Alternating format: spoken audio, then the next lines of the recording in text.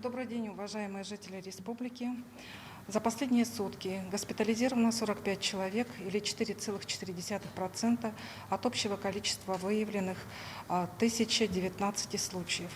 Из них 30% это жители города Якутска, а в районах республики 70%.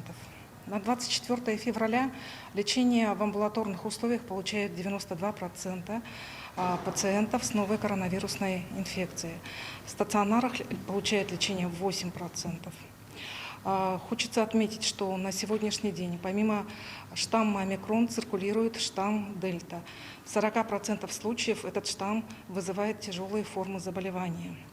Все тяжелые случаи заболевания зарегистрированы не у вакцинированных пациентов. Первым компонентом привиты 593 566 человек. Это составляет 82,8% взрослого населения. Ревакцинацию прошли 59,3% от количества лиц, у которых наступил срок ревакцинации. Низкие темпы ревакцинации отмечаются в следующих районах: Нерюнгринском, Мегино-Кангаласском, Алданском, Аймяконском и в городе Якутске. Необходимо отметить, что надо в срок проходить повторную вакцинацию, то есть ревакцинацию, так как это создает устойчивый иммунитет.